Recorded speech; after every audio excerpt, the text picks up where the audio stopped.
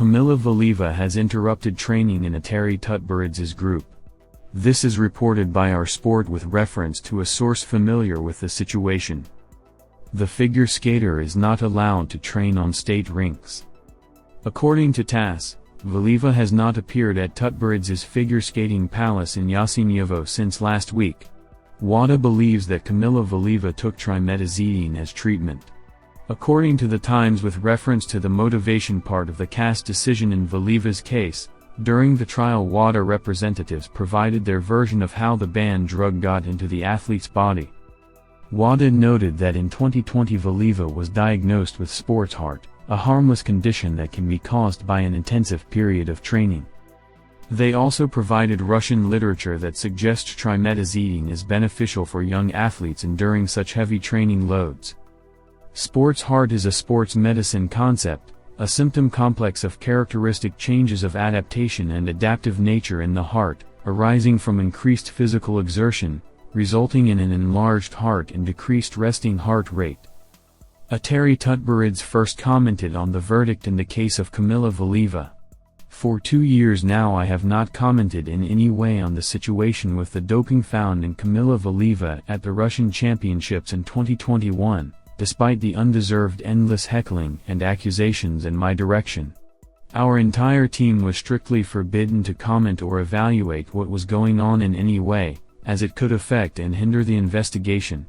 And I, probably more than anyone else, wanted this story to be thoroughly investigated so that I would not be left with any questions, even if it was an oversight, a mistake or a crime on someone's part. For many years now I have been working sometimes without weekends and vacations for the sake of my athletes' results, and I more than anyone else want to know what happened to Kamila and how this drug got into her system. All my athletes were and remain clean. I am for clean sport, otherwise it cannot be otherwise. Our athletes have been competing in international competitions since 2010. And it would probably be impossible to count the number of doping samples that have been taken during this time. The samples have always been clean, and I hope they will remain so. We have always taught and explained to our athletes and their parents that they should be more careful with taking even the simplest cold medications, and you cannot trust, unfortunately, absolutely no one. And now, after 2 years, nothing has become clear. The origin of this drug has not been investigated, and there are still a lot of questions. And only accusations from different sides are flying in our direction. I have no questions about Kamila. She is a child, and I will continue to support her in every possible way. No offense to all my previous athletes, Kamila is the most gifted athlete. And she has been through an ordeal that is hard to describe in words. Regarding the verdict, I have one main question: did anyone defend Kamila at the hearing? Because the verdict couldn't have been worse. Kamila's story is our pain, the honored coach of Russia wrote. Tarasova said that if she were Tutberidze, she would have taken the blame for Valieva's case. Eteri Tutberidze doubted the work of the lawyers who defended Kamila Valieva in court. Do you think a coach cannot know those who defend her athlete in court? Eteri Tutberidze cannot not know who defended Kamila in court. This is the first thing a coach should be interested in. Not only Valieva was involved in the situation, but also Eteri Tutberidze herself. How can she not know this? We should ask her who defended Kamila in court. If I, God forbid, had such a situation, I would say that I am to blame.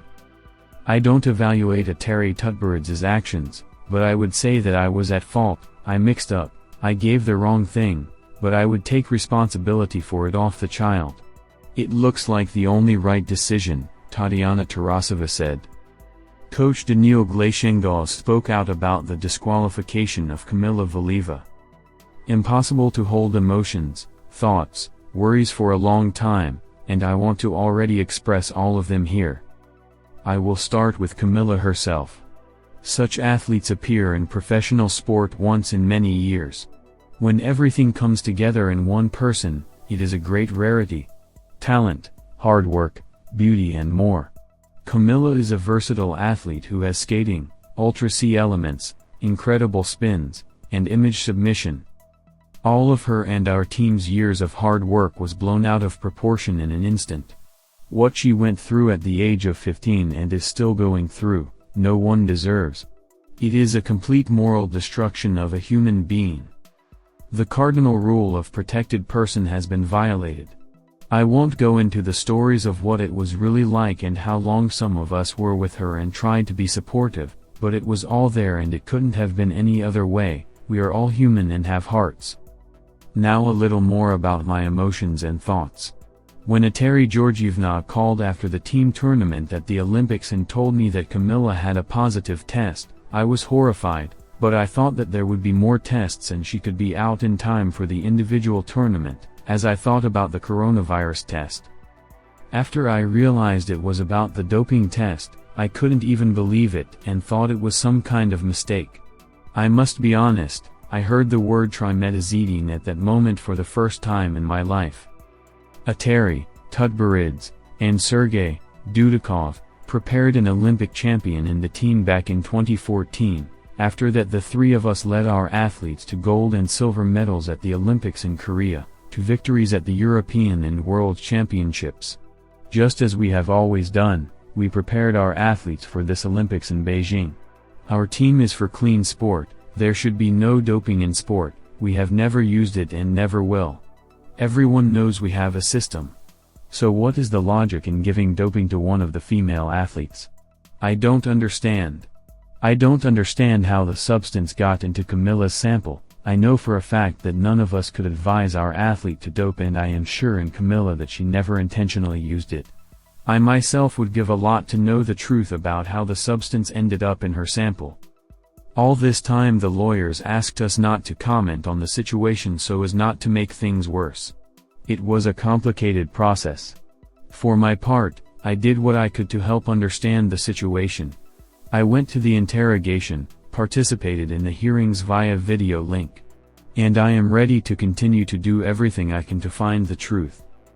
Our guilt is present in any case, as we did not save our athlete. It makes my heart sad and painful, wrote Gleikhengauz. Daniil Gleikhengauz spoke out about the deprivation of Russia of the gold of the team tournament. About our entire team at the Olympics.